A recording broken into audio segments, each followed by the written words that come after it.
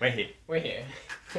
Hi everyone, Matt and Zach here again, and today we're talking about the S.A.I.D principle, which stands for... Specific adaptations to imposed demands. Yeah, and I guess sort of talking about why that's important. So from an overarching perspective, we see people with injuries all day, every day. That's our bread and butter. And one of the really common ones that we see is shoulder bursitis or like a rotator cuff tear. I guess I get a lot of pushback sometimes with some patients, particularly ones that are in a really physically demanding job or role. And the usual thing that I'll hear is that I'm already moving so much, or I'm lifting cement bags and I'm laying bricks. I'm doing all this exercise, so I don't really need more exercises because I'm already doing so much.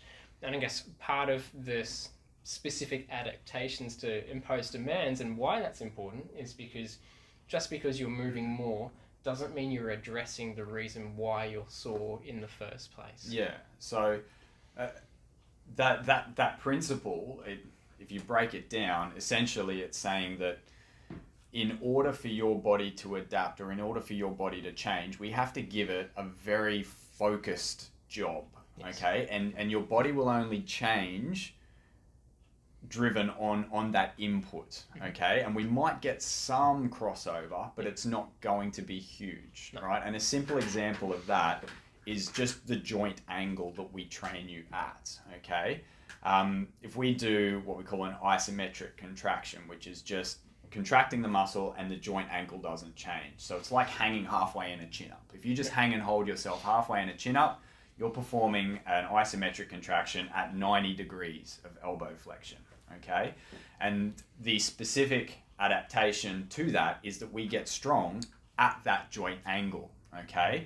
But we don't get much change outside of that. We will get some a little bit here and a little bit here, but it's fairly minimal, and we certainly won't get any improved strength a long way outside of that joint angle.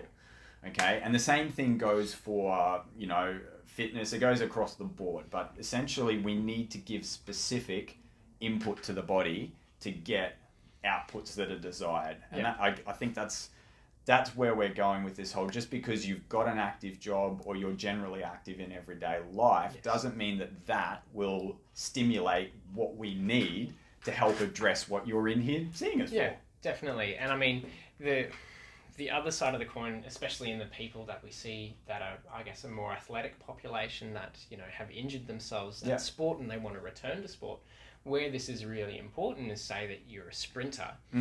Just because you're doing some strength training to improve the strength of your calves or your quads doesn't mean that that's automatically going to completely translate into having more power, because strength and power are two different things.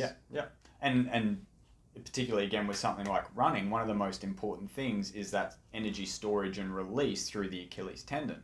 And yes, we need a strong calf to be able to do that. But if the timing between your calf contracting and your foot hitting the ground and that tendon stretching, if all that timing's off, extra strength doesn't matter. Because if your foot hits the ground flat before the calf tightens up, we can't store any energy in that tendon, okay? Or at least we don't store anywhere near as much. So then we need to train not just the strength of that contraction, but the timing of it all too. And again, that's where that specificity of the specific adaptations comes in. We need to start training you not just in slow, smooth, strengthening type ways, but in faster ways and bouncier ways that mimic, your footfalls in running.